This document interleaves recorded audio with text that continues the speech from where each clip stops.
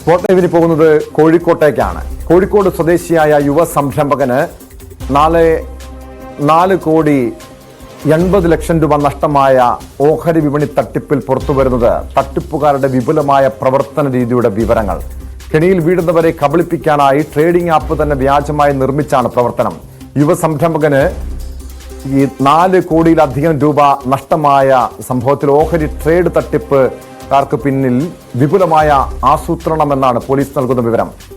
വൻ ലാഭം പ്രതീക്ഷിച്ച് പണം നിക്ഷേപിക്കുന്നവർക്ക് എല്ലാം നഷ്ടമാവുന്ന അവസ്ഥയും ഉണ്ടാവുന്നുണ്ടെന്നും പോലീസ് മുന്നറിയിപ്പ് നൽകുന്നു.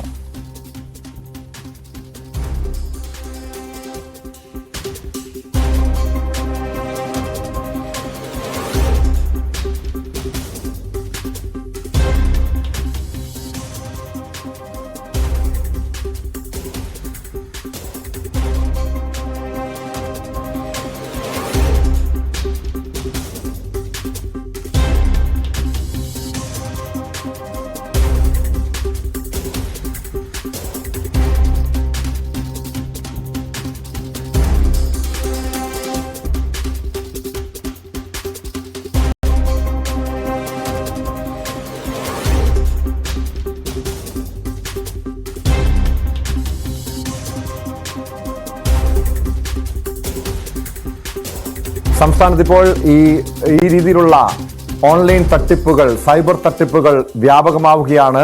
കഴിഞ്ഞ 6 മാസത്തിനിടെ കേരളത്തിലെ വിവിധ ജില്ലകളിലായി റിപ്പോർട്ട് ചെയ്ത 100 കോടി രൂപയിലധികം വരുന്ന തട്ടിപ്പുകളാണ്. അതിൽ ഏറ്റവും പ്രധാനപ്പെട്ട വിവരം എറണാകുളം, കോഴിക്കോട്, തിരുവനന്തപുരം, ആലപ്പുഴ ഉൾപ്പെടെയുള്ള ജില്ലകളിലാണ് ഏറ്റവും കൂടുതൽ തട്ടിപ്പുകൾ നടക്കുന്നതെന്നാണ്. എറണാകുളം സിറ്റിയിലും റൂറൽ പരിധിയിലും മാത്രമായി ഏകദേശം 50 കോടി രൂപയിലധികം തട്ടിപ്പാണ് കഴിഞ്ഞ 6 മാസത്തിനിടെ നടന്നത്. കോഴിക്കോട് ജില്ലയിലെ കോഴിക്കോട് സിറ്റി പരിധിയിൽ മാത്രം 15 കോടി രൂപയുടെ തട്ടിപ്പ്. കണ്ണൂർ ജില്ലയുടെ പരിധിയിൽ 13 കോടി രൂപയുടെ തട്ടിപ്പ്. കൊല്ലം ജില്ലയിൽ 25 കോടി രൂപയിലധികം തട്ടിപ്പാണ് ഈ സൈബർ തട്ടിപ്പിലൂടെ ഈ സംഘങ്ങൾ തട്ടിയെടുത്തത്. ഇതിൽ പ്രധാനപ്പെട്ട കാര്യം വടക്കേന്ത്യൻ കേന്ദ്രീകരിച്ചുള്ള സംഘവും രാജ്യാന്തര സൈബർ തട്ടിപ്പ് സംഘങ്ങളും പ്രവർത്തിക്കുന്നുണ്ട്. പലപ്പോഴും ഈ രീതിയിലുള്ള ഓഹരി വിപണി തട്ടിപ്പാണ് ഇപ്പോൾ ഏറ്റവും പ്രധാനമായും പല ആളുകൾക്കും പണം നഷ്ടമാകുന്നത്. കോഴിക്കോട് സ്വദേശിയായ യുവ സംരംഭകന് 4 കോടി രൂപയിലധികം രൂപ നഷ്ടമായെങ്കിൽ ആലപ്പുഴയിൽ ഒരു ഡോക്ടർക്ക് 70 ലക്ഷം രൂപയിലധികമാണ് നഷ്ടപ്പെട്ടത്. പലപ്പോഴും എന്തുകൊണ്ടാണ് ഇതുപോലുള്ള കെണിയിൽ ഇതുപോലുള്ള വാർത്തകൾ അടിക്കടി വരുമ്പോഴും എന്തുകൊണ്ടാണ് ഇത്തരം തട്ടിപ്പുകൾ വ്യാപകമായി നടക്കുന്നത് എന്ന കാര്യം, അല്ലെങ്കിൽ ഇത്തരം കെണിയിൽ സാധാരണക്കാരായ ജനങ്ങൾ വീഴുന്നു എന്നുള്ളത് ഏറെ പരിശോധിക്കേണ്ട വിഷയമാണ്. എന്തായാലും പോലീസ് മുന്നറിയിപ്പ് നൽകുന്നുണ്ട്. ഇതുപോലുള്ള ഓൺലൈൻ തട്ടിപ്പുകളിൽ വീഴാതിരിക്കാൻ സാധാരണക്കാരായ ജനങ്ങൾ ജാഗ്രത പാലിക്കണമെന്നാണ് കോഴിക്കോട് സിറ്റി പോലീസ് കമ്മീഷണറും മുന്നറിയിപ്പ് നൽകുന്നത്. അദ്ദേഹത്തിന്റെ വാക്കുകളിലേക്ക്. പിന്നെ ഈ വേബ് സൈറ്റ് ആണ് ആൾക്കാർ ഇങ്ങനെ വിശ്വസിച്ച് പോകും. എങ്ങനെയാണോ പൈസ കൊടുത്തത്, പിന്നാണോ മനസ്സിലായത് ഇതൊരു എല്ലാ പൈസ IPO അലോട്ടായ ശേഷം പൈസ കിട്ടില്ല. അത് പിന്നാണോ മനസ്സിലായത് ഫ്രോഡാണോ. അപ്പോൾ നമ്മുടെ ഈ IPO സാധാരണ ഒരു കാര്യം മാത്രമേ ഈ ഷെയർ ട്രേഡിങ്ങിലെ മറ്റു ആൾക്കാർക്ക് നമ്മുടെ ഒരു ഓത്തറൈസ്ഡ് ആൾക്കാർ വേണമെങ്കിൽ നമ്മുടെ സെബിയിൽ, നമ്മുടെ NSEയിലെ സെബിയിൽ അവിടെ വെബ്സൈറ്റിൽ പോയിട്ട് തന്നെ ചെക്ക് ചെയ്യണം. ചെക്ക് ചെയ്ത ശേഷം ഉറപ്പുപെടുത്തിയ ശേഷം മാത്രം നമ്മുടെ ഒരു ഹാർഡ് ഏൺ മണി കൊടുക്കണം. MS അനീഷ് കുമാർ ചേരുന്നുണ്ട് വിശദാംശങ്ങളുമായി.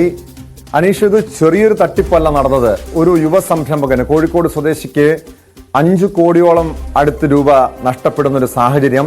ഇതെങ്ങനെയാണ് ഈ തട്ടിപ്പിന്റെ രീതി എന്ന് സംബന്ധിച്ചുള്ള വിവരങ്ങൾ പുറത്തു വന്നിട്ടുണ്ടോ? പോലീസ് ഈ വിഷയത്തെ എങ്ങനെയാണ് കാണുന്നത്? പ്രതികളെക്കുറിച്ച്, തട്ടിപ്പ് സംഘങ്ങളെക്കുറിച്ച് എന്തെങ്കിലും സൂചനയുണ്ടോ അനീഷ്?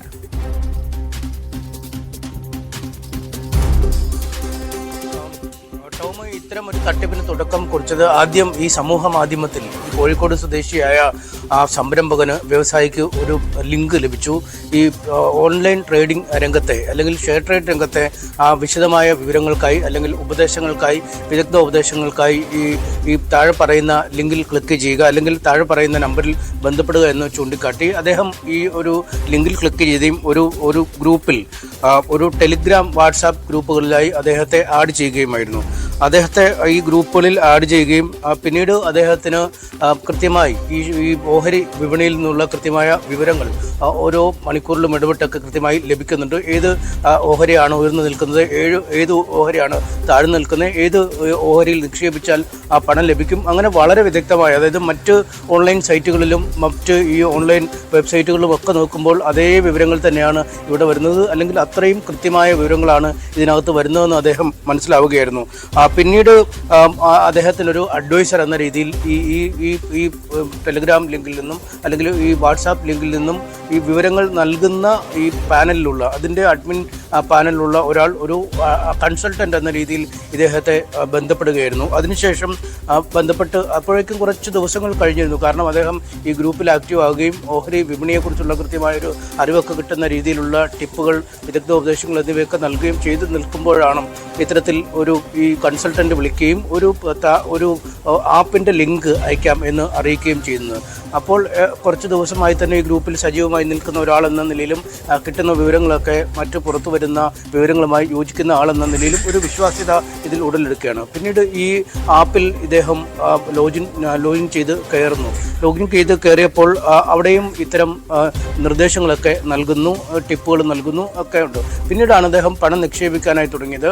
ആദ്യം പണം നിക്ഷേപിക്കുമ്പോൾ വലിയ തോതിൽ ഉള്ള പ്രതിഫലമാണ് അല്ലെങ്കിൽ ലാഭമാണ് അദ്ദേഹത്തിന് ലഭിക്കുന്നത്. ഇപ്പോൾ 1000 രൂപ ഇട്ടാൽ 2000 രൂപ ലഭിക്കുന്ന രീതിയിലുള്ള, അങ്ങനെ വളരെ പെട്ടെന്ന് തന്നെ പണം പെരുകുന്ന രീതിയിലേക്കുള്ളൊരു ഒരു പ്രഭാവം, അതായത് ചെറിയ ഓഹരി സൈറ്റുകളിൽ നിക്ഷേപിച്ചാലും അല്ലെങ്കിൽ മറ്റ് ഈ സ്ഥാപനം നിർദ്ദേശിക്കുന്ന അല്ലെങ്കിൽ ഈ ആപ്പ് വഴി നിർദ്ദേശിക്കുന്ന ഓഹരികളിൽ നിക്ഷേപിക്കുമ്പോൾ വളരെ പെട്ടെന്ന് ലാഭശതമാനം കുത്തനെ ഉയരുന്ന ഒരു കാഴ്ച കാണാൻ കഴിഞ്ഞു. അങ്ങനെ കുറച്ച് ദിവസങ്ങളോളം ഇത്തരത്തിൽ ഈ ചെറിയ ലാഭത്തിനുള്ള ട്രേഡ് ഈ സംരംഭകൻ, ഈ വ്യാപാരി ചെയ്യുകയായിരുന്നു. ഇതിനുശേഷമാണ് വലിയ തുകയിലേക്കുള്ള നിക്ഷേപത്തിനുള്ള റിക്വസ്റ്റുകൾ വന്നു തുടങ്ങിയത്. അപ്പോഴേക്കും ഇദ്ദേഹത്തിന് ഏതാണ്ട് പൂർണ്ണ വിശ്വാസം ഈ ആപ്പിൽ വന്നു കഴിഞ്ഞു. കാര്യമായൊരു വരുമാനം ഈ ആപ്പ് വഴി ലഭിക്കുന്നുണ്ടെന്നൊരു തോന്നലും വരുന്നു. അതിനുശേഷമാണ് വലിയ തുക നിക്ഷേപിക്കുന്നത്. ഈ വലിയ തുക നിക്ഷേപിക്കുമ്പോൾ അതിൻ്റെ ഇരട്ടി വരുമാനമാണ്. ഇപ്പോൾ 1000 രൂപ ഇടുമ്പോൾ 2000 രൂപ കിട്ടുന്നതും 5 ലക്ഷം രൂപ ഇടുമ്പോൾ 10 ലക്ഷം രൂപ കിട്ടുന്നതും തമ്മിൽ വ്യത്യാസമുണ്ട്. കാരണം 5 ലക്ഷം രൂപ ഇടുന്ന ആൾക്ക് 5 ലക്ഷം രൂപ തന്നെയാണ് മടക്കി ലഭിക്കുകയും ചെയ്യുന്നത്. അത്തരത്തിൽ വലിയ വരുമാനം വാഗ്ദാനം ചെയ്തു. ഒപ്പം ഡാഷ്ബോർഡ് ഈ ആപ്പിനകത്ത് ഇദ്ദേഹത്തിൻ്റെ ഒരു ഡാഷ്ബോർഡും ക്രിയേറ്റ് ചെയ്യപ്പെട്ടിട്ടുണ്ട്. അതേസമയം സമാന്തരമായി വാട്സാപ്പിൽ കൂടി അദ്ദേഹത്തിന് മെസ്സേജുകൾ വരികയും ചെയ്യും. അപ്പം ഈ വലിയ തുക നിക്ഷേപിക്കുമ്പോൾ ഡാഷ്ബോർഡിൽ വലിയ ലാഭം കിട്ടിയതായി കാണിക്കുകയും ചെയ്യും. പക്ഷേ ഈ പണം പിൻവലിക്കാനുള്ള ഓപ്ഷൻ നോക്കുമ്പോൾ അത് ബ്ലോക്കാണ്. അതായത് ഒരു നിശ്ചിത എമൗണ്ട്, ഒരു ക്രോസ് ഓവർ ലിമിറ്റ് ഉണ്ട്. ആ ലിമിറ്റിൽ എത്തുമ്പോഴത്തേക്കോ ഈ പണം പിൻവലിക്കാൻ കഴിയുകയുള്ളൂ എന്ന ഒരു നിർദ്ദേശമാണ് ലഭിക്കുന്നത്. താങ്കൾ വീണ്ടും നിക്ഷേപിക്കൂ, താങ്കളുടെ തുക ഡാഷ്ബോർഡിൽ കൃത്യമായി ഉണ്ട് എന്ന് കാണിക്കുകയും ഡാഷ്ബോർഡിൽ ആ പണം കാണിക്കുകയും ചെയ്യുന്നുണ്ട്.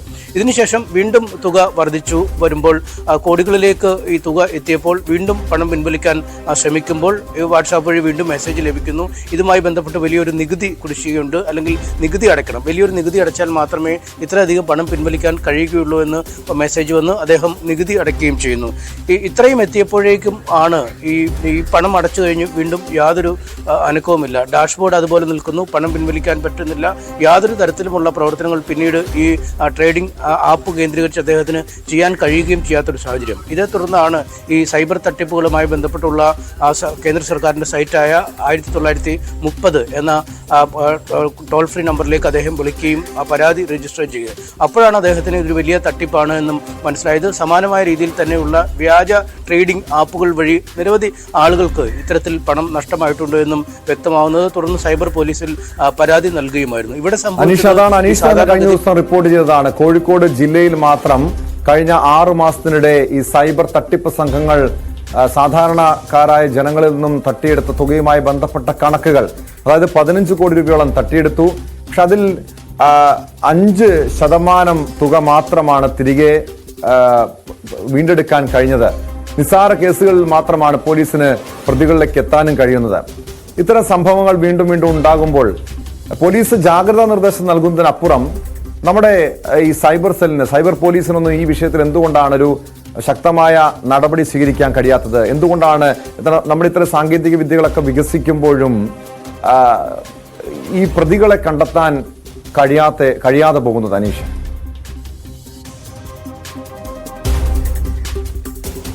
ഇതൊരു വലിയ പ്രതിസന്ധി തന്നെയാണ്. കാരണം ഈ കോഴിക്കോട് സ്വദേശിയായ വ്യവസായി അല്ലെങ്കിൽ സംരംഭകൻ പണം നിക്ഷേപിച്ച ആപ്പ് തന്നെ വിപണിയിൽ ഏറ്റവും മൂല്യമുള്ള അല്ലെങ്കിൽ ഏറ്റവും അധികം ഷെയ്ഡ് ട്രേഡിംഗ് രംഗത്ത് പ്രശസ്തമായ ഒരു ആപ്പിൻ്റെ വ്യാജ ആപ്പായിരുന്നു. ഈ യഥാർത്ഥ ആപ്പുമായി നേരിയ വ്യത്യാസം, അതിൽ എന്തെങ്കിലും ഒരു അക്ഷരമോ അല്ലെങ്കിൽ വേറെന്തെങ്കിലും ചിഹ്നങ്ങളോ ഒക്കെ മാത്രമാണ് ബാക്കി വരുന്നത്. അതായത് സാധാരണക്കാരന് ഒറ്റ നോട്ടത്തിൽ തിരിച്ചറിയാൻ കഴിയാത്ത വ്യാജ ആപ്പാണ്. ഈ ആപ്പിനകത്തെ ഉള്ളടക്കവും മറ്റുമൊക്കെ യഥാർത്ഥ ആപ്പിനോട് തുല്യമായി തന്നെ നിൽക്കുന്നതാണ്. ആദ്യം കൃത്യമായി ഒരേ രീതിയിൽ പ്രവർത്തിക്കുമ്പോൾ അതിനെക്കുറിച്ചുള്ള തെറ്റിദ്ധാരണ പരക്കുന്ന രീതിയിൽ ഒരു പ്രവർത്തനം അല്ല ആദ്യ ഘട്ടത്തിൽ ഉണ്ടാവുക.